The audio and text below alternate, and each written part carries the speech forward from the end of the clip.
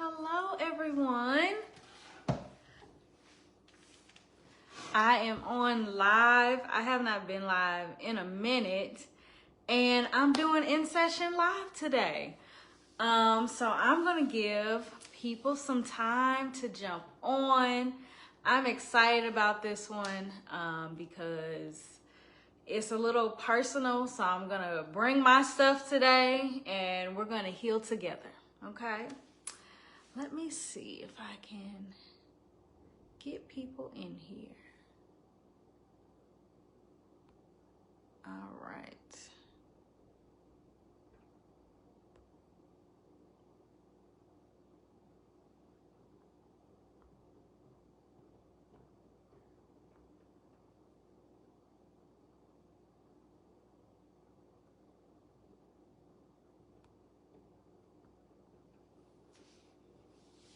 I'm gonna give it a couple of minutes and we're gonna get started.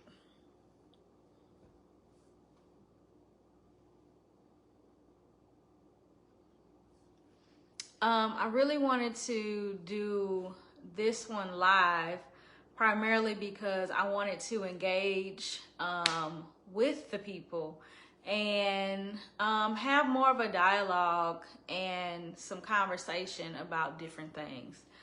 I got some notes today, so we gonna learn a little bit.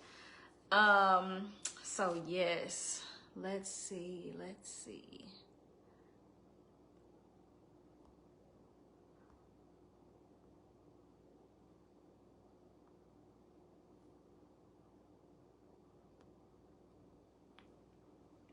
Okay.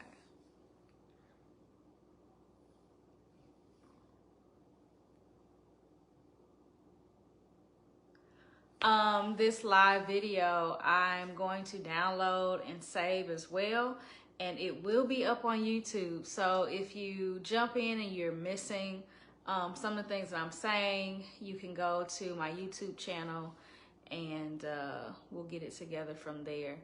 I feel like I'm unable to see people that are coming on, but that is okay. We'll figure it out as we go. So today I really wanted to discuss and deal with correction and trauma. And many of you have heard people say only God can judge me, and that's just what it is. And when I hear people say that, it kind of bothers me because one, I don't agree with that. And two, it really depends on the situation and the circumstance, because we do have a right to judge certain things. But I think in the way we do it, it can be wrong. And I think sometimes we're judging the wrong people about the wrong things. And so, what I'm realizing is there's a difference between correction and judgment. And I think sometimes we're being corrected and we instantly get offended and we take that as judgment. And so I really want to deal with it because I had to deal with it today.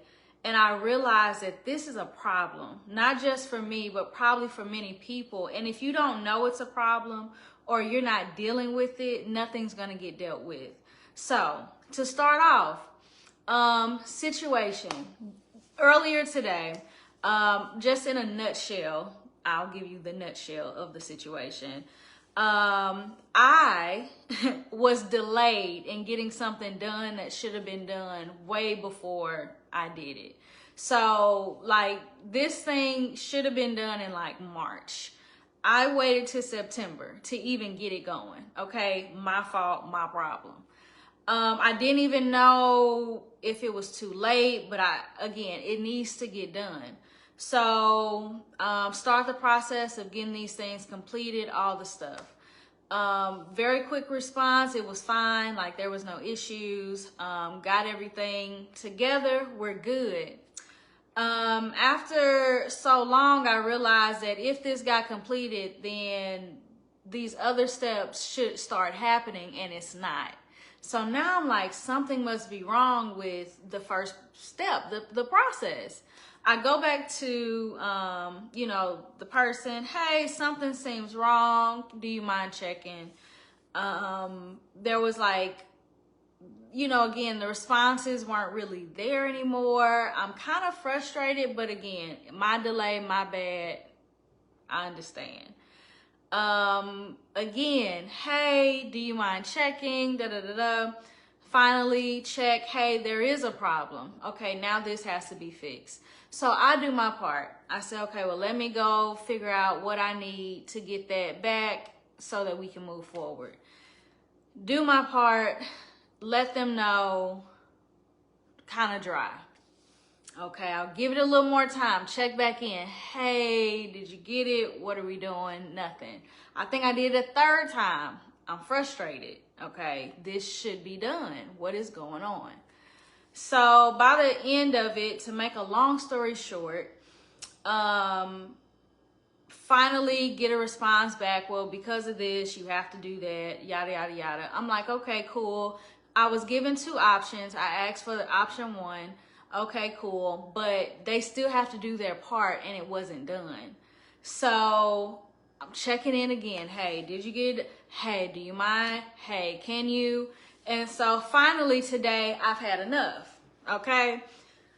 I want to really give you a piece of my mind, but I'm not going to go there. I'm just going to try to be nice about it, but also express my dissatisfaction and then state my last claim. This is my last time reaching out, and then I'm going to move on. Did that, and the response, oh Lord, y'all, I was just like ticked off.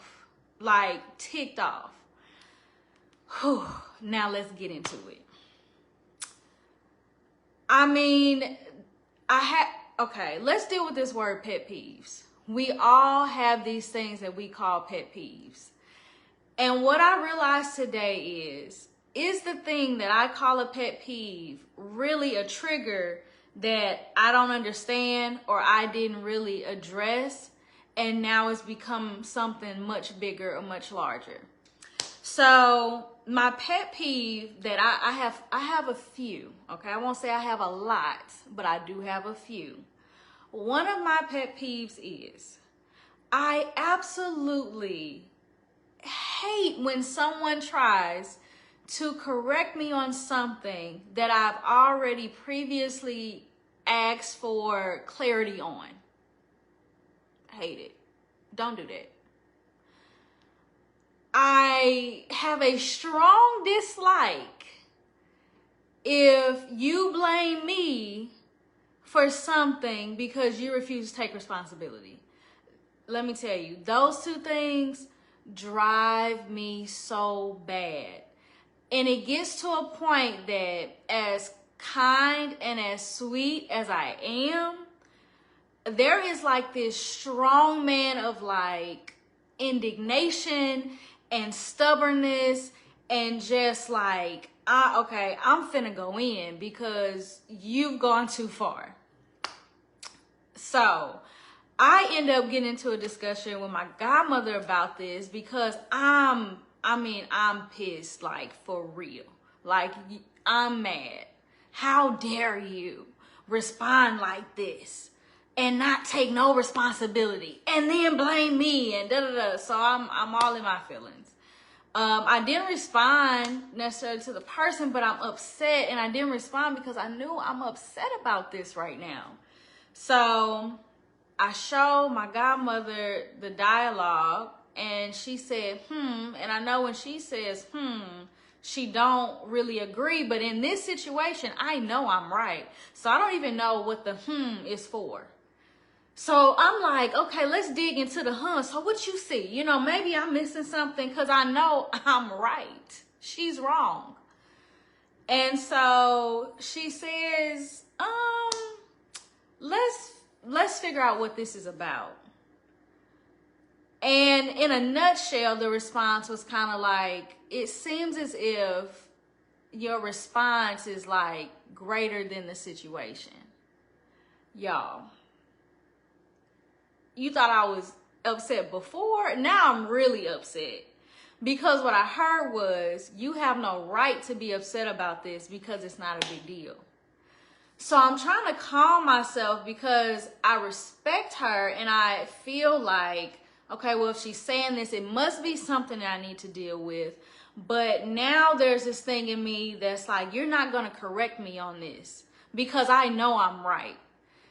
I didn't necessarily feel judged, but now I'm starting to feel judged because you're starting to see a side of me that I don't really like to show people, because I tend to like to keep that hidden, and I tend to deal with these things privately or by myself. So now here we are. Now we got a deal. Today we're getting a little psychoeducation and we're getting a little therapy. So let's backtrack a bit. And my question to you is, what are your pet peeves? What are some of the things that absolutely irritate the mess out of you, that bother you so bad that it almost causes you to want to get out of character to deal with? That is a question. That is something that we have to probably deal with. We probably need to get into that stuff. Because we've just said, well, it's just a pet peeve, it's not a big deal. But what if it's a trigger for you? We all have our things. Some of us, I just wrote down a few that I hear people say, being late really bothers me. What is it about timeliness? We should be on time. But what is it about that makes you want to go into rage? What is it about that makes you want to snap off and go off, and now you just got an attitude for the rest of the day? There's something there. Another pet peeve. I hate hearing people chew. Now, again, the sound is like, but it's the response. One thing that I learned was that sometimes we know we need healing when we respond wrong or we respond strong. And we need to take a note of that. It's not that I should not respond. And so, back to the story, she calls and I'm like, I don't want to talk to her. But I know I should talk to her. But now, again, a seed can get planted here because now it'll start to make me distance myself. I didn't like how you responded to me. You're just like everybody else who's responded to me like this. Okay, so now we're getting into deeper stuff. Now I'm pulling up childhood trauma on a situation that didn't even warrant this strong response. And so I finally decided to call her back. And I let her talk. And now I'm open, I'm listening. There's still that thing in me that's like, I know I'm right, but I'm trying to bring myself down because of the respect that I have and the fact that I want to hear what you have to say, because I do want to deal with myself if I need to deal with myself. That was very hard. As she started to talk, what I realized was she was not saying that I shouldn't have responded. What she was saying was that because the response was so strong, I just want to know what this is really about. Who did this remind you of? What did this remind you of? Do you respond strong or do you respond wrong? By responding strong and by responding wrong. Let me give you an example. If you're walking and somebody steps on your toe, it's not broken, okay? It's not like a broken foot and they just step on your foot and you're ready to knock their head off. That's a very strong response for a very slight situation. It's not that deep. Why are you so angry over something so small? What is that telling you about you? Another example. As soon as something, just a little something goes wrong, you had a plan to do something and now you have to shift. And that shift makes you want to throw the whole thing away. I'm over it. Now you got an attitude. Now you're slamming doors, slamming windows, everything else. I don't even want to go because this isn't what I thought. There's something about that. Because the proper response is, that might bother me, but let's just shift and let's just keep going. But the fact you're throwing my whole character out of whack, the fact that I want to get so angry that I'm willing to throw this whole thing away, the whole day, the whole date, the whole whatever, the whole program, is saying that there is something about that. And in a situation like that, we may have a control issue. When things are not in my control and when things shift, I get afraid. Now my response is an overreaction to a situation that really isn't that deep, but I can't shift because when things changed for me, it was traumatic. When things shifted for me, it told me this about myself. And so as adults, we are responding strong and we're responding wrong because we're not realizing that we haven't dealt with some of the childhood stuff. Now let's go a little deeper. Let's dig into our cognitive beliefs about ourselves and what has our situations told us about ourselves. So cognitive beliefs, this is a big word for saying pretty much the way you think. And therefore, the way you think is connected to a belief system that you have about yourself, your situation, whatever the case may be. One thing that, and I wrote some notes for myself, okay? Because I'm going to do therapy on me today, okay? Y'all just invited to my session with me, and I hope my session helps you. That's the goal today. One thing I thought was correction is harsh. I have always been very avoidant of correction. So what did that teach me? Perfection. I don't want to be corrected, so I got to be perfect. So I always try to get the A. I always try to do everything right. My ability to receive correction has gotten better, but as a child, it was very, very hard. Every time I was corrected, it just felt like, it was like I'm not enough. I'll never make it. Strong feelings. Strong feelings to a point where I just wanted to give up. We'll dig into that. So for me, I was consistently critiqued or criticized about something. And what I'm learning is it's okay to correct. It's okay to critique. Things need to be corrected. Things need to be critiqued. But if you don't build a child up first, and your first method of response is to tear them down, they have no system in them that says, this doesn't mean you're not good enough. You just need to deal with this. And so because I wasn't verbally built up in the way that I may have needed to be, anytime anything was corrected, anytime anybody said anything, I felt like a failure. Number two, another thing I realized through this situation is I tend not to get close to authority-like figures. And by close, I mean like getting to a place of vulnerability where they know me, I know them. Let me correct that. I get to a place where I can know them, but I don't really allow them in to knowing me. Why? Because if you know me, then that means you're going to see me, and that means you're going to judge me. And that's what it is. So I have always kind of, with certain relationships, I play it to an extent. I keep it at a certain level, but I don't want you to really see me. Because if you see me, now you're actually going to see that who I present as, it's not that I'm not her, but you get to see my flaws. And that's scary for me. If you see my flaws, it means you're not going to like me. It means you're going to leave me. It means you're probably going to be mean to me. Again, where does this come from? Childhood trauma.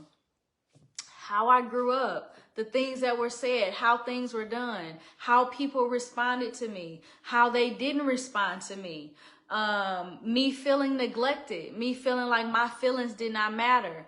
why did I initially take my godmother's response to me as such a traumatic thing? It was because it felt like you were telling me what everybody else had told me, which was your feelings don't matter, you're overreacting, and you need to get over it. That's hurtful. That is hurtful. To never have safe spaces and places for you to accurately feel what you feel. And then for somebody to actually teach you, okay, with these feelings, this is how we respond. This is what we do. So because I wasn't accurately taught that it's safe for me to emote, and again, emote means just pull out my emotions, be emotional, show my emotions. It caused me to go inward and become a hermit, and I deal with myself by myself. This is also an issue that has come up this week. The fact that I am emoting, and I mean just a lot of like feelings and emotions about a topic. I'm talking to a friend and I'm just like weeping and crying over this thing. And it was like, what is going on? Like, why is this so deep? Because my safe space is myself. So I was still trying to process a thing until I realized I couldn't, and then I exploded. And so it's kind of like I start imploding, which is like, for some people they explode. So that looks like anger and fighting, and you see it all over them. Other people implode, and it's really an inward explosion that tends to come out more so in like tears or moving yourself away from people and getting quiet. Those are ways that we can implode. The third thing that I realize is I still don't necessarily like correction because of the way that I view correction. And that's where we get into this only God can judge me situation, because that starts to become our response. Don't tell me about that, because only if I feel like I need to respond that way, then there's probably something that's being said to me that is true, because it's triggering something in me to tell you, don't deal with that.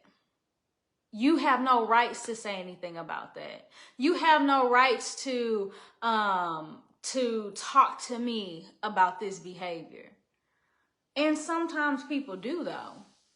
What if they weren't judging you, but what if they want to help you deal with something that you haven't been adequately, I guess I could say you weren't really adequately taught how to deal with? We need people. People need us. So we can't live in this shell of ourselves, always hiding ourselves, always masking ourselves to try to be a version that pleases everybody else. That becomes codependency. A lot of us are codependent now because of this issue, trauma and correction.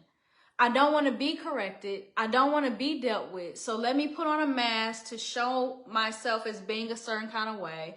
Let me step into this space of perfectionism. Nothing's wrong with me. I'm always okay. You can't say anything to me. And let me deal with it myself. And then let me do all I can do to people please and to save everybody else, so I look like this type of person. And slowly but surely, I'm imploding inside because I'm really not dealing with the stuff that is actually dealing with me. Again, a lot of this stuff is coming from trauma and correction. Lack of feeling validated, constantly feeling blamed for it's always your fault. Well, if you had said that different, that wouldn't have happened. Well, if you had responded different, that wouldn't have happened. Being told you need to get over it. You need to move on. A lot of us in our, Black homes, what happens in this house stays in this house type of mentality. Don't deal with none of that. Don't talk about none of that. You just need to forgive, if you had spiritual parents or those who, went to church and religious and things like that. They like to put God in it, God will want you to let it go, all these different things. The constant feeling of being overlooked. Your feelings didn't matter. What you thought, what you felt didn't matter. So now you're an adult. And so I'm not that little girl no more that you're going to bully and throw in a corner and tell her feelings don't matter. So now as an adult, I'm going to address every single thing and every single person that offends me and tries to correct me, because how dare you? It's the little girl in me that needs protection and validation, and she didn't get it. So the adult version of me is trying to protect her. Nobody else protected her, so I'm going to jump up and I'm going to protect her. And then we come off as looking like, oh, you have an attitude problem. Oh, you this, you that. Now we start to get these labels. You're angry. You're all these things. What if we were able to take time and say, why did you respond like that? The beautiful thing about the interaction in that phone call was the fact that the purpose wasn't to just like judge me or correct me. The purpose of the call was to deal with, why did you respond like that? What happened? It was the love, it was the care, it was the concern. Who did it? And it kind of like brought that strong man that was standing up and was like, I ain't doing this, you ain't gonna talk to me like that, started to like melt down and say, oh, well, you know, like, it's almost like I became like a child again, you know, like from the Hulk back to David, what's his name? Banner, something, I don't know. But that's kind of what it looks like on the inside. We have that protective person like the Hulk that comes out and wants to destroy everything and tear everything up. And sometimes it's love and kindness and a certain response that causes you to come back down to yourself and say, oh, that is a problem. Oh, wow, I do feel where that hurt came from. And now we can deal with it. Because one thing about the Hulk, and I'll watch like Marvel movies, he was untamable in that state.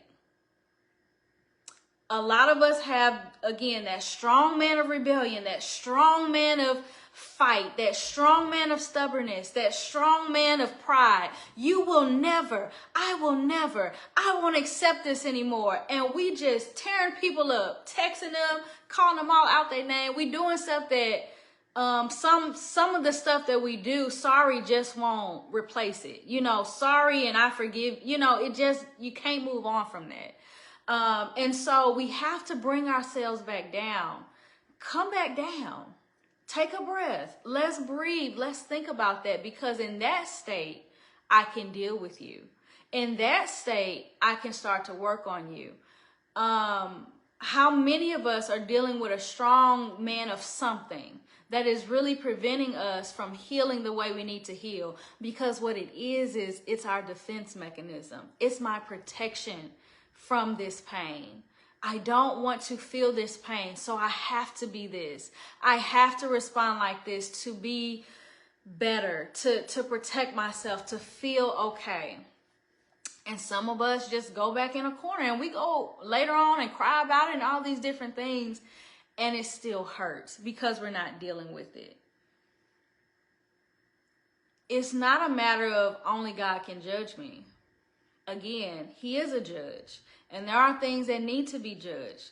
But are we misinterpreting his judgment? And it's really a correction.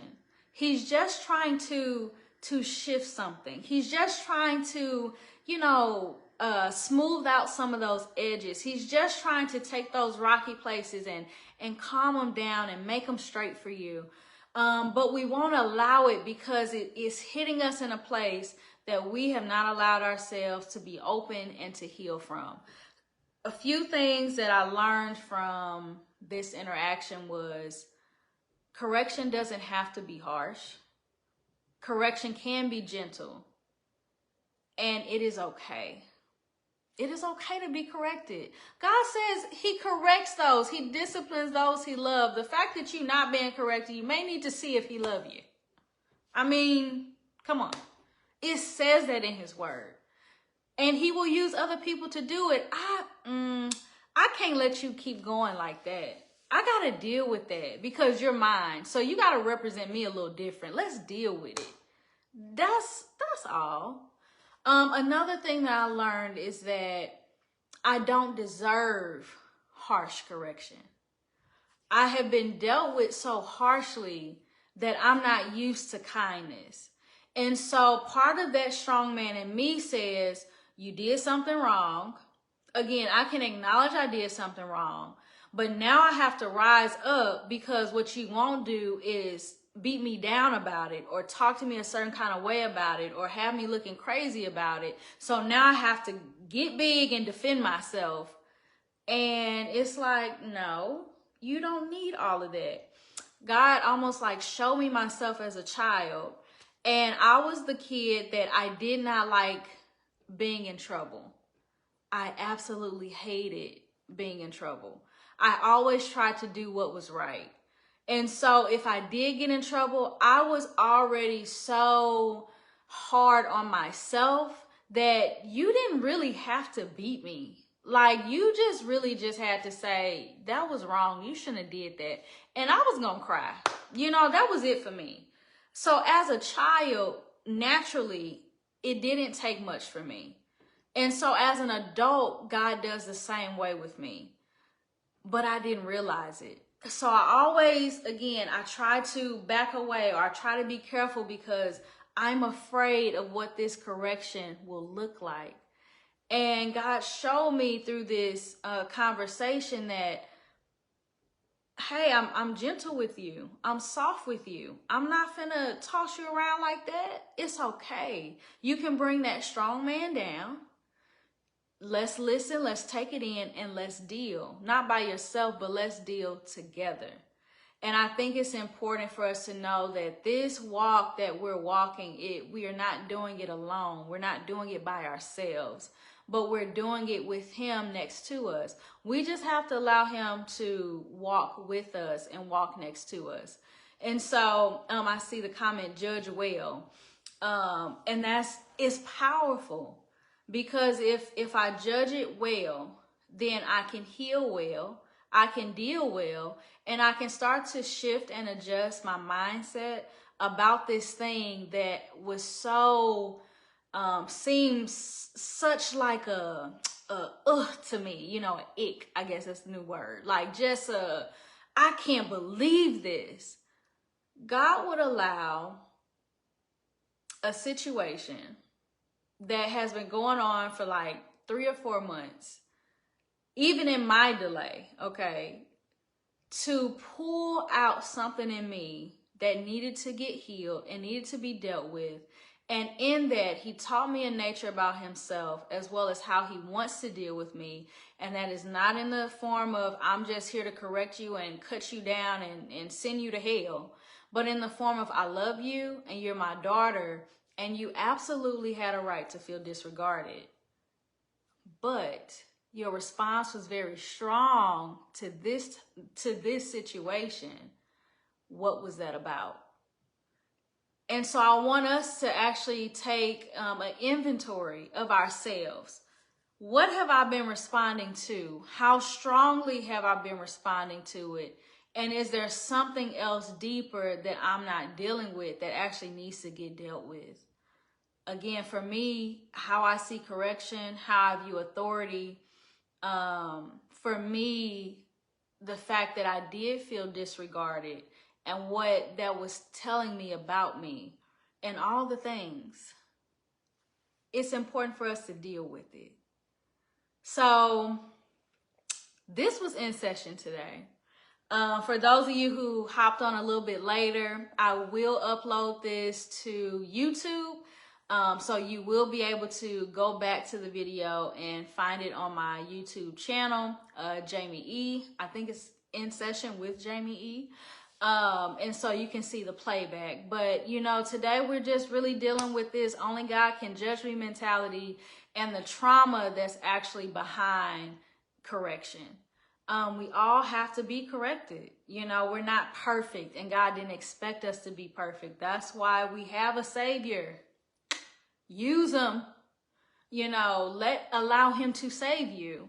but we have to bring that strong man down that's trying to keep us guarded, keep us protected, because what we're trying to do is it's almost like, my wound is bleeding. I don't want you to deal with the wound. I got to cover it up so that you don't make it hurt worse.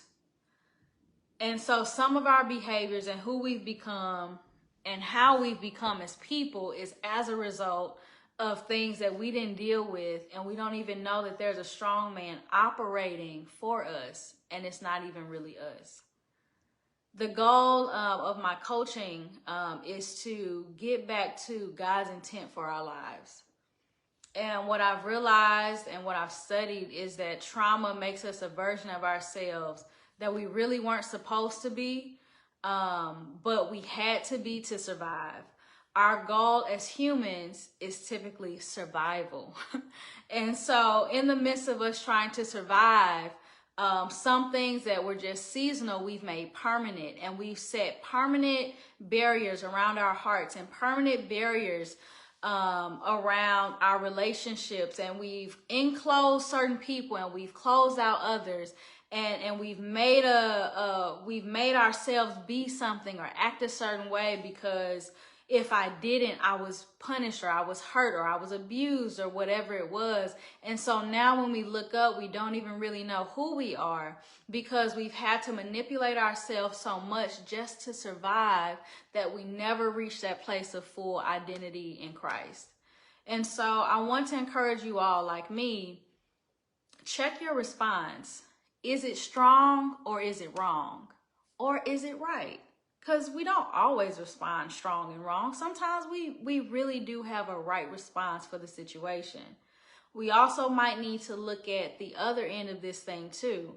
The fact that I should be a little bit stronger about this response, and yet I just accept the beating. I just accept the things.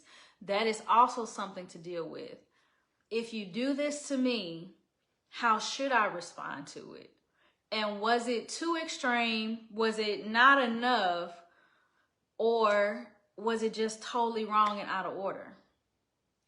If we give ourselves permission to be scanned and critiqued by those we trust, by our Heavenly Father, we can really start to deal with some things. And it's okay to be vulnerable. It's okay to show your flaws. You know, we all have them, but it's important to find safe spaces and safe people that can take that and handle you with care.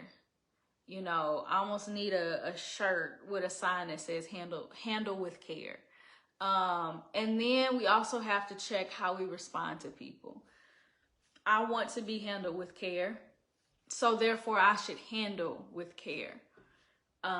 It's not right for me to beat you down, knowing I don't like that.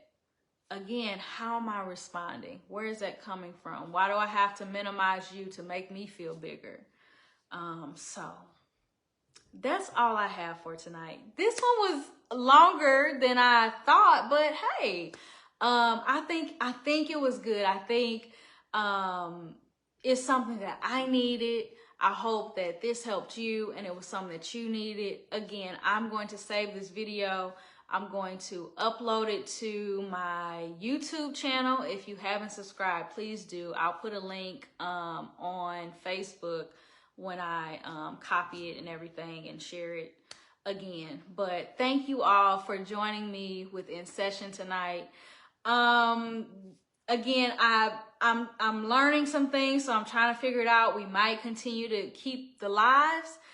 Some might be live, some might be pre-recorded, but just keep riding with me. The goal is to come in probably weekly, and then if I don't do weekly, I'll let you know.